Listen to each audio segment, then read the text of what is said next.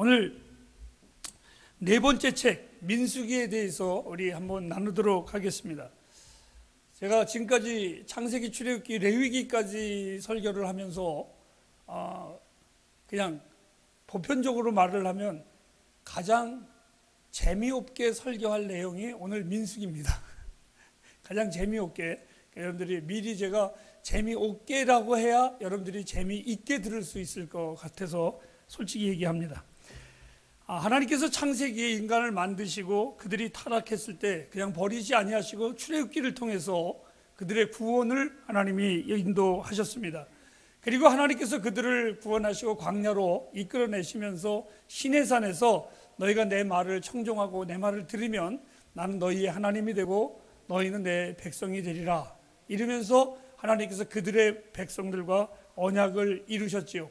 우리는 크게는 바로 하나님이 부름받은 레위 족속들로서 레위기를 통해서 그러면 나를 섬기는 너희들은 어떠한 삶을 살아야 되는가를 말씀을 드리면서 장막을 통해서 제사를 통해서 우리에게 절기를 통해서 하나님 섬기는 방법을 가르쳐 주었습니다. 그런데 그 모든 절기의 이유는 또한 그 모든 번제의 제사의 이유는 결국은 하나님의 은혜를 잊지 말라. 이것을 하나님 우리에게 사인을 던져 주셨습니다.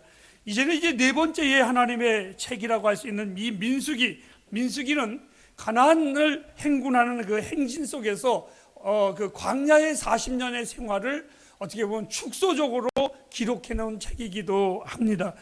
무려 직선거리로 가면 일주일 내지 열흘 걸릴 그 가나의 행군의 그 거리를 하나님께서 40년을 그 광야에서 그들을 돌려야만 했습니다.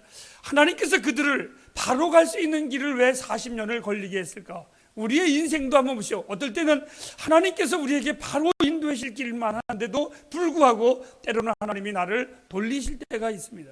때로는 어떤 기도는 바로 응답하는 기도가 있지만 어떤 기도는 정말 오래도록 우리가 간구하고 간구해야 이루어지는 기도도 우리에게는 있습니다. 바로 이스라엘 백성들이 그 열흘 걸릴 거리를 왜 40년이라는 세월을 갔을까? 오늘 그 성경은 그리고 다음 주에 우리가 공부할 그 모세를 통해서 우리에게 끊임없이 모세의 마음속에 한 가지의 단어가 떠오릅니다. 그게 뭐냐? 바로 순종이었었습니다. 바로 이스라엘 백성들을 하나님이 40년 동안 굴릴 이유는 불순종이라는 것이죠. 그리고 원망이라는 겁니다. 그리고 그들은 늘 불평했습니다. 그들은 어떤 것인지 다 남을 탓하기 시작을 했습니다. 이러한 것들 때문에 하나님께서 이스라엘 백성들의 그 짧은 거리를 40년이라는 행군을 돌렸다라는 표현보다는 오히려 그들의 발걸음을 멈추게 하셨다라는 표현이 맞는 것 같습니다. 이 민수기는 실패한 인생들의 그 가련한 모습이 책갈피를 사실 넘길 때마다 가득합니다. 어쩌면 이렇게 참 안타까울까? 어쩌면 이렇게 하나님 앞에 원망했을까? 그래서 우리는 이렇게 표현을 합니다. 레위기를 피 묻은 책이라고 말을 한다면 이 민수기는 광야에서 그 애굽에서 나온 1세대들의 세대들이 광야에서 다 죽어서 묻히는 죽음이 가득한 책이다. 이렇게 우리는 표현을 합니다. 자, 애굽에서 탈출한 정확하게 애굽에서 나온 지 2년 그리고 2월 1일 날 하나님께서 모세에게 이러한 명령을 내리십니다. 우리 2장 1절 말씀을 다 같이 한번 읽어보도록 하겠습니다. 시작.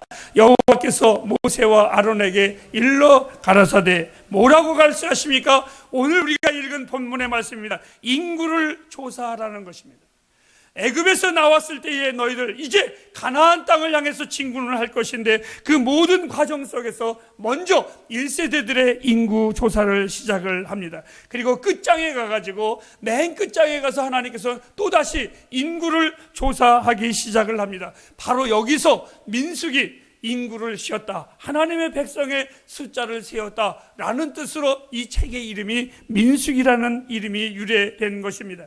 애굽에서 노예 생활을 430년 동안 이들을 했기 때문에 이들의 생각과 사고방식, 이러한 모든 것들은 나온 지 2년뿐이 안 돼서 아직도 습관적으로 이들은 노예의 근성이 붙어 있습니다. 그리고 애굽의 생활이 그들의 삶 속에 아직도 접어져 있었습니다. 하나님은 아무리 보아도 이들을 통해서 가나안 땅을 줄 만한 그릇이 되기 위해서는 또 많은 전쟁을 치러야 되는데 전쟁을 이룰 만한 그러한 군사가 되지는 않았습니다. 노예였었습니다. 그래서 하나님께서는 이들을 그 노예의 근성을 빼버리기 위해서, 즉 하나님의 군대로 만들기 위해서 40년이라는 세월을 이 광야에서 이들을 훈련시켰습니다. 우리가 군대에 갈 때에 바로 그들은 차대로 배치를 되고 총을 쥐고 훈련을 받지 않습니다.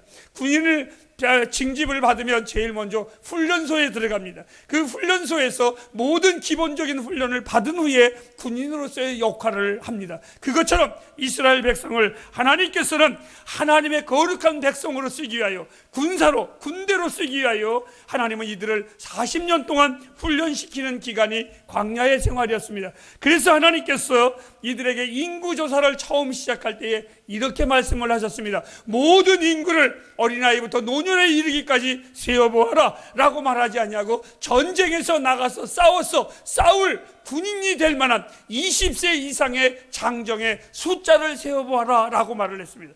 그 숫자는 바로 60만이었습니다. 오늘날 우리들로 말하면 약 300만, 아마 부산의 인구보다는 조금 적지만 그 정도의 인구의 숫자가 이들은 그 행군을 하기 시작을 했습니다. 여러분, 광야에서의 이들은 철저하게 집을 짓고 사는 것이 아니라 야영 생활을 했습니다. 그러니까 이 야영 생활을 할 때에 절대적으로 필요한 것이 있었는데 그게 뭐냐? 질서가 굉장히 필요했습니다. 민수기 2장은 구체적으로 이들이 광야 생활을 할 때에, 그 야영 생활을 할 때에 얼마만큼 질서정연하게 생활을 했는가를 보여주는데, 오늘 이 자막을 보면, 도표를 보면 성막을 중심으로 해서 온 백성이 질서의 하나님 앞에 포진을 합니다. 자, 가운데의 성막, 즉 하나님의 임재하심의 성막을 만들어 놓고 12지파 중에 3지파가 동서남북으로 이들은 늘 포진되어 있습니다. 그리고 그 사이에는 바로 레위 족속들이 하나님의 성막을 섬기기 위해서 이들은 그곳에 있었습니다. 자, 이러한 것을 보면서 우리는 이런 생각을 합니다. 왜 하나님께서 장막 중심의 신앙생활을 하게 했을까? 그 첫 번째는 하나님을 중심으로 살아야 한다는 겁니다. 자, 하나님이, 이들은 늘 말합니다. 하나님이 우리 가운데 계시다라는 겁니다. 전쟁을 할 때에는 하나님이 맨 뒤에 있었습니다. 하나님이 우리 뒤에서 우리를 밀고 계시다라는 겁니다. 때로는 이들이 행군을 할 때에, 길 없는 사막을 걸어갈 때에 하나님의 장막이 제일 앞에 레위들이 그것을 메고 갑니다. 그럴 때에 백성들은 이렇게 말합니다. 하나님이 우리의 길을 인도하신단다 라고 했습니다. 그리고 밤에 잘 때에는 4지파씩 이 동서남북으로 하나님의 장막을 중심으로 합니다. 그리고 그 장막을 볼 때마다 이들은 말합니다. 우리는 안전할 거야. 왜? 하나님이 우리 가운데 계시기 때문에. 사랑하는 여러분, 신앙생활이라는 뭡니까? 하나님 앞에서 살아가는 겁니다. 하나님 앞에서 살아가는 것입니다. 이것이 신앙생활입니다. 하나님 중심으로 사는 겁니다. 오늘 이 신명기를 통해서 우리에게 요구하시는 것, 하나님 중심으로 살으라는 강력한 메시지를 전달해주고 있습니다. 두 번째로는 인구조사에서 포함되지 않는, 아까 잠시 말씀드렸다는 레위 족속이 있었습니다. 이들은 장막 바로 곁에 있었습니다. 그것은 이 레위 족속들은 하나님과 백성들 사이에 중보의 역할을 감당해야만 했습니다. 아마 오늘날로 말하면 우리 목사라고 비유를 해도 괜찮을 것 같습니다. 우리의 목사들은 이 교회의 숫자의 사람이 아니라 우리는 늘 성도들과 하나님과의 관계를 아름답게 만들기 위한 중보의 역할을 해야 하는 것이 바로 우리의 삶입니다. 자, 민수기 10장 35절을 우리 다 같이 한번 읽어보실까요? 시작. 개가 떠날 때에는 모세가 가로되 여호와여 일어나서 흩으시고 주를 미워하는 자가 주의 앞에서 도망하게 하옵소서. 자, 이들이 이렇게 질서정연하게 동서남북으로 장막과 함께 있을 때 때로는 하나님의 구름이, 때로는 밤에는 하나님의 불기둥이 움직이기 시작합니다. 그 첫걸음을 뛸 때에 모세는 이렇게 기도를 합니다. 주의 대적들을 내 앞에서 흩어져 주시고, 그리고 주를 미워 도망하는 자들을 우리 앞에 있지 않냐고 그들이 도망가게 하옵소서. 사랑하는 햇불가정 여러분, 하루의 시작을 할 때에 그렇게 기도해야 됩니다. 어떻게 해요? 내 삶에 하나님의 인도하심이 있기를 기도해야만 합니다. 내 삶에 하나님의 뜻이 있기를 기도해야만 합니다. 제가 전도사 생활을 할 때였습니다. 우리 교회에 사랑하는 장로님이 한 분 계셨습니다. 근데 이 장로님은 우리나라에서 돼지 목장을 아주 크게 하셨습니다. 거의 군대의 모든 돼지고기를 납품할 정도로 큰 사업을 했는데 그분이 원래 그렇게 크지는 않았습니다. 근데 이 장로님의 간증이 하나가 있습니다. 저보고 늘 하는 말입니다. 전사님, 나는 잘 할 줄을 모르는데 내가 꼭 기도하는 게 있어요. 그게 뭔데요? 그랬더니 서류를 만들어 가지고 가려고 할 때 꼭 기도한대. 하나님, 저보다 먼저 하나님이 가서 해결해 주세요. 하나님, 내가 무술 만나려고 하는데 저보다 먼저 가서 해결해 주세요. 근데 기가 막힌 건 하나님은 자기를 그렇게 지금까지 역사하셨습니다. 그리고 그는 이렇게 말을 합니다. 그 하나님의 은혜를 알고 그 하나님의 복을 받은 자라. 그는 교회의 재정을 볼 때에 이렇게 말을 합니다. 교회의 재정이 없으면 또다시 11조를 하고 또다시 11조를 하고 늘 그렇게 말없이 하나님 앞에 봉사했었던 우리나라의 유명한 돼지 사장님이 계셨습니다.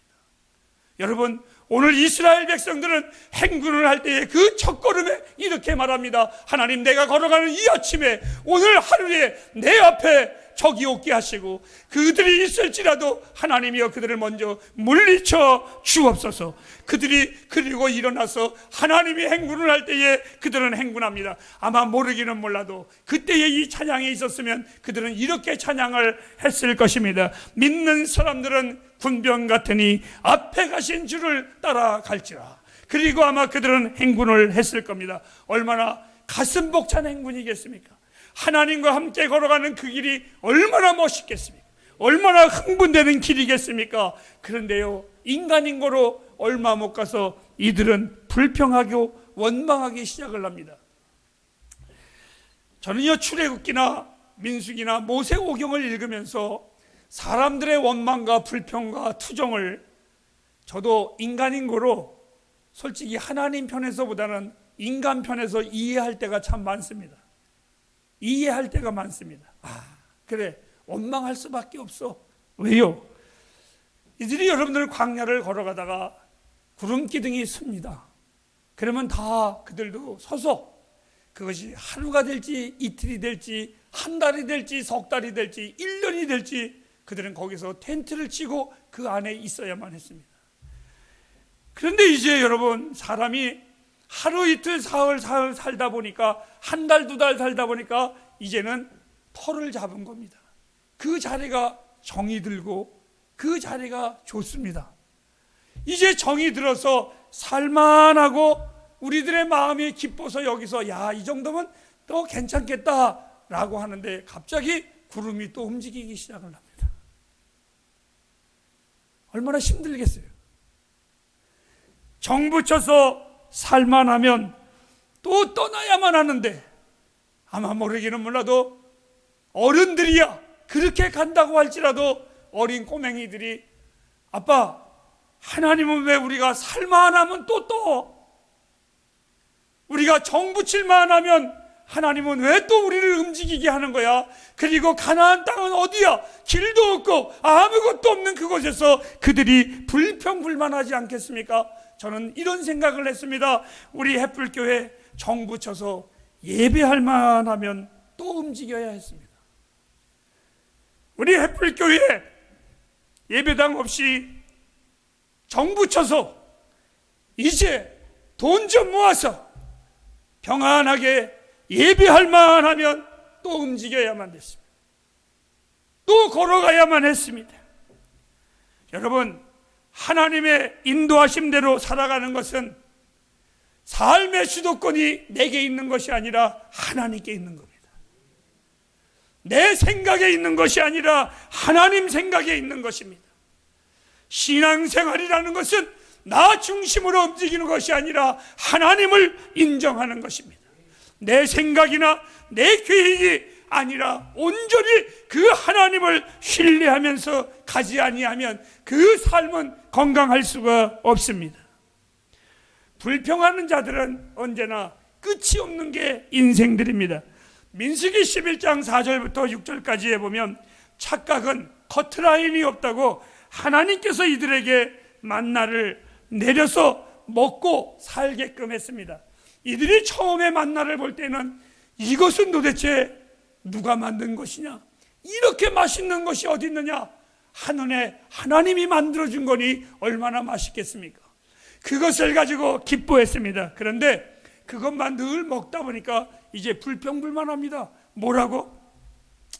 왜 우리는 고기는 안 주고 이것만 먹으라고 그러냐? 한도 없고 탓도 없습니다. 더 나가서 먹는 것 가지고 탓하니까 이제는 고기를 주니까 조금 더 있다가는 못난 것들이 못난 짓만 한다고 민수기 12장 2절 말씀에 보면 질투까지 합니다. 원래 못난 것들이 질투한다고 그러지 않습니까? 예? 저는 뭐 질투를 해본 적이 없어요. 별로. 예, 비웃지 마시기 바랍니다. 이 못난 것들이 꼭 질투까지 합니다. 왜? 무슨 질투를 했습니까? 하나님은 왜 모세에게만 말씀하십니까? 이 레위 족속들, 고라 자손들이 말을 합니다. 우리도 하나님의 족속인데, 우리도 레위 족속인데, 우리도 하나님의 종들인데, 왜 우리도 있는데 하나님은 왜 모세에게만 말씀하십니까? 그때에 우리 민수기 12장 8절 하나님이 뭐라고 하셨나 한번 읽어보실까요? 충실히만 크게 한번 읽어보거라. 시작. 너는 내가 대변하여 명백히 말하고 은밀한 말로 아니하며 그는 또 여호와의 형상을 보게 되니 너희 어찌하여 내 종 모세 비방하기를 두려워 아니하느냐. 잘 들어. 여러분, 하나님이 말씀하십니다. 모세는 내가 대면한 자요, 내가 아는 자인데 너희들이 어떻게 내가 사랑하는 자를 투덜거리고 질투할 수 있느냐? 이러한 반역으로 인하여 그의 누이 미리암이 문둥병을 걸리고 이스라엘의 심찬 행군이 잠시 동안 멈춰버리고 말았습니다. 여러분, 나는 우리 교회의 자녀들에게 늘 이런 말을 했습니다. 하나님의 종들이 부족해도 너희들은 절대로 그들을 탓하지 말라고. 하나님이 알아서 하실 거라고. 나는 내 자녀들에게 꼭 가르치고 싶은 것 중에 하나가 하나님의 사람들을 함부로 평가하지 말라고. 너무나 소중한 것입니다. 이스라엘 백성이 그것으로 인하여 행군이 멈춰질 정도였습니다.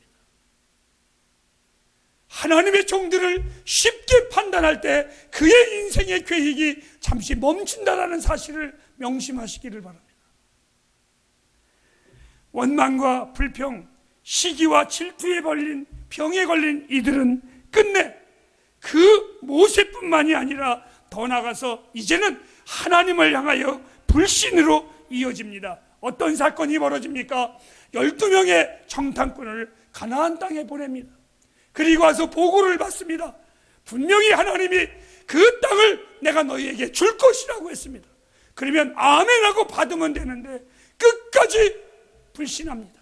그리고 들어가서 12명이 보고 온 사이에 10명이 보고를 합니다. 민수기 13장에 보면 이들이 이렇게 말을 합니다. 가서 보니까 하나님의 말씀대로 정말 적과 꿀이 흐르는 땅입니다. 그런데 우리가 받을 땅이 아닙니다. 그들이 얼마나 큰지 우리는 그들에게 메뚜기와 같습니다. 그런데 두 사람 여호수아와 칼렙은 이렇게 말합니다. 똑같이 맞습니다. 그들은 정말 큽니다. 그리고 포도송이가 얼마나 큰지 두 사람이 메꾸갈 정도로 큽니다.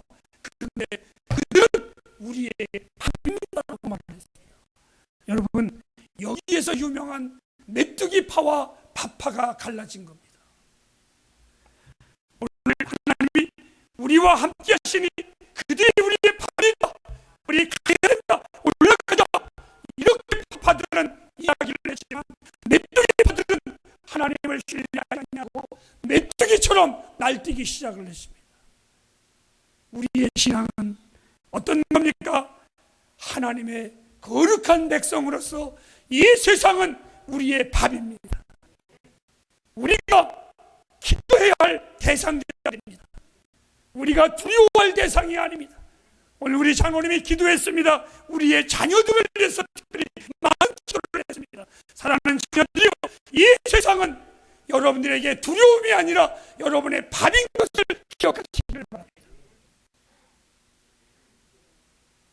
오늘 신흥 무관학교에 이시영 씨가 자기의 종으로 있었던 사람이 그 무관학교에 훈련받으러 왔을 때에 주인을 만나자마자 그 주인에게 했던 행동을 했습니다. 무릎을 딱 꿇고 인사를 하니까 그 이시영 교장이 이렇게 말을 했습니다. 얘야, 독립군은 무릎을 안 꿇는다. 하나님의 사람은 세상에 무릎 꿇지 않습니다. 세상은 우리의 밥입니다. 그들의 불신을 보신 하나님이 너무나 기가 막혔습니다. 내가 준다고 했는데, 내가 분명히 준다고 했는데 오히려 이들은 불신했습니다. 이 일로 인하여 이스라엘의 1세대들이 광야에 40년의 1세대가 다 죽습니다. 그 사건이 하나님을 불신한 것 때문에 그들이 다 죽습니다. 매일매일 죽는 숫자가 얼마나 많았던지, 반면에 하나님은 새 생명을 또 태어나게 하시는데, 저는 이렇게 표현합니다. 1세대는 더하고 사라지고 2세대는 레하더라. 거래입니다. 거래. 1세대는 가고 2세대는 다시 왔습니다. 여러분, 과연 이 1세대를 통해서 배운 것이 무엇이 있었을까? 우리는 어린 시절에 교육을 받을 때에 학교 교육에 탓을 돌리지 않았습니다. 학교 교육은 지식 교육이었었지만 우리들의 인성 교육은 가정 교육이었습니다. 여러분, 우리의 자녀들이 우리를 통해서 무엇을 배우는가 한번 돌이켜보시기를 바랍니다. 선거운동을 할 때에 모든 후보자들이 다음 세대, 청년 세대를 외치고 있습니다. 중요한 것은 청년 세대에 땅을 주고 돈을 주고 집을 주고 이것이 중요한 게 아닙니다. 정말 줘야 될 게 뭐가 있습니까? 성경은 이렇게 말했습니다. 그 애비의 길로 걸어갔더라. 여러분, 오늘 우리들은 우리의 자녀들에게 무엇을 보여주고 있습니까? 무엇을 남겨주고 있습니까? 오늘 민수기 16장 3절 말씀해 보니까 고라자손이 교만하여서 자기네들이 높아지려고 이들이 하나님의 총에 모세의 지도력에 도전해버리고 맙니다. 결과가 뭡니까? 그 고라자손들이 땅이 갈라지고 불이 나서 다 죽어버리고 맙니다. 그리고 하나님은 남은 자들에게 교훈을 하시지요. 17장에 보니까 아론의 쌍난 지팡이의 사건이 거기 있습니다. 모든 족장들의 지팡이를 던져놓고 그날 밤에 싹이 난 것을 보면 하나님의 권위가 무엇인가를 알라라고 가르쳐 주었습니다. 하나님의 종들은 언제나 동네 북입니다. 이 성도가 함부로 말하고 저 성도가 함부로 말하기도 합니다. 민수기에 나오는 모세 역시 그랬습니다. 불평과 원망, 이들이 아우성을 칠 때마다, 특별히 민수기 20장에 보면 물이 없을 때에도 이들은 또 모세에게 가가지고 아우성을 치기 시작을 합니다. 이런 질문을 다시 한번 하고 싶습니다. 1세대들이 자녀들에게 보여준 것은 원망, 불평, 시기 질투, 이런 거였습니다. 그들에게 정말 보여줘야 될 것은 애굽에서부터 지금까지 인도하신 하나님의 능력을 보여주어야 하는데, 그 하나님을 믿으라고 가르쳐 주어야 하는데 그 신앙을 넘겨주지를 않았습니다. 그래서 민수기 20장은 1세대들이 다 죽는 죽음의 장이라고도 우리는 말을 합니다.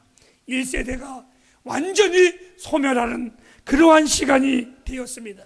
모세의 누이 미리암도 죽습니다. 그리고 모세의 형 아론도 민수기 20장 28절의 말씀에 보면 그도 죽습니다. 이제 노인이 된 모세 혼자만 120세의 나이로 홀로 남아 있습니다. 아마 모세는 정막강산에서 여전히 변치 아니하시는 그 하나님을 바라보면서 읊조렸을 겁니다. 하나님, 나와 같이 걸어나온 모든 1세대들이 죽었습니다. 그리고 나의 누이도 죽고 나의 형 아론도 죽고 이제 나 혼자 남았습니다. 그때에 모세가 쓴 시편 90편 10절과 12절 말씀을 다 같이 한번 읽어보도록 하겠습니다. 시작. 그 연씨의 자랑은 수고와 슬픔뿐이요 신속히 가니 우리가 날아가나이다. 우리에게 우리날 계수함을 가르치사 지혜의 마음을 얻게 하소서. 하나님과 모세를 원망했었던 이스라엘 백성들은 다 죽고 어찌 보면 그의 후손들까지도 죽음의 위기가 있었을 때에 하나님 민수기 21장 8절 말씀에 노뱀을 높이 달아서 이를 본 자들은 살 것이라고. 햇불가정 여러분, 이렇게 귀한 복음을 들어보셨습니까? 그 노뱀을 본 자들도 살았는데 십자가에 죽으신 실제이신 그 예수를 믿는 자마다 멸망치 않고 영생을 얻음을 저는 믿습니다. 여러분, 노뱀을 보고도 살았는데 실제이신 예수를 본다면 왜 영생을 얻지 못하겠습니까? 햇불가정 여러분, 끝까지 예수 잘 믿으시기 바랍니다. 이제 26장 보면 제2차 인구조사로 마치도록 하겠습니다. 죽음의 행진은 마침내 요단강가에 당도합니다. 1세대는 광야에 묻히고 2세대가 약속의 땅 그 요단강가 바로 그 건널 찰나의 앞에 서 있습니다. 그리고 하나님은 모세에게 새 땅을 차지할 그 전열을 다시 정비해라. 그 새 땅에 들어갈 인구들을 다시 인구조사를 하기를 원했습니다. 근데 여러분, 여기서 우리가 눈여겨볼 인구조사가 있습니다. 잘 보면 제가 붉은 줄로 그어놨습니다. 루벤 1차 조사 때보다 인구가 줄었습니다. 시므온 1차 조사 때보다 또 줄었습니다. 그런데 므낫셋, 이 사람은 가장 작은 숫자인데 가장 많은 복을 받은 숫자로 나와 있습니다. 그러나 1차 때와 2차 때의 인구는 거의 같았습니다. 여러분, 왜 그런 줄 알고 계십니까? 민수기 16장에 보면 루벤은 고라 자손들이 하나님의 종들에게 대적했을 때에 함께 망둥이 뛰듯이 뛰었습니다. 그것을 보시고 하나님이 그들의 인구를 죽여버리고 말았습니다. 두 번째, 시므온입니다. 민수기 25장에 보면 이 사람은 가나안 여인과 절대로 이방 여인들과 동침하지 말라 했는데 이들은 그들과 음행한 연고로 하나님이 이 족속들을 죽여버리고 말았습니다. 그리고 므낫셋, 가장 작은 족속이었었지만 하나님의 말씀에 순종하며 살았을 때에 하나님은 이 족속을 크게 만들었습니다. 이것을 잘 보시면서 우리 인생의 축복과 망함은 하나님 손에 있음을 기억하시기를 바랍니다. 이제 모세의 인생에 산막이 있었습니다. 120년 동안의 모세의 인생에 40년 썸바디, 자기가 잘났다고 살았었던 왕자의 생활이었습니다. 그리고 그 다음에 모세의 광야의 40년, 저는 영어로 노바디라고 합니다. 광야의 40년 동안 그가 터득한 것, 나는 아무것도 아니구나. 여러분, 이 광야의 생활 속에 우리가 깨달아야 될 것, 우리는 아무것도 아니라는 겁니다. 잠시 있다 가야 할 인생이라는 겁니다. 그리고 모세의 인생의 나머지 40년, 에브리바디, 즉 나는 이제 깨달았어. 나의 인생이 하루하루, 한 시간 한 시간, 그 어느 순간순간 하나님 의지하지 않으면 살 수 없어. 이것을 모세가 깨달은 120년의 세월이었었습니다. 사랑하는 햇불가정 여러분, 마치겠습니다. 인구조사를 통해서 우리가 어떻게 하나님을 섬겨야 하는지를 배워야 합니다. 인생의 어두운 밤이 오기 전에, 인생의 죽음이 오기 전에 성경은 이렇게 말했습니다. 너를 만드신 창조주 하나님을 기억하라고. 이 모세가 120년의 세월에 마지막 그 산에 올라 인생을 돌아보면서 하나님이여, 하나님이여, 나의 남은 인생길 하나님을 기억하며 살게 하옵소서. 레위기를 통해서 하나님의 은혜를 잊지 말라고 했다면, 이제 우리 햇불가정 여러분, 나는 여러분에게 민수기를 통해서 이런 말씀으로 마치겠습니다. 하나님을 기억하며 사십시오.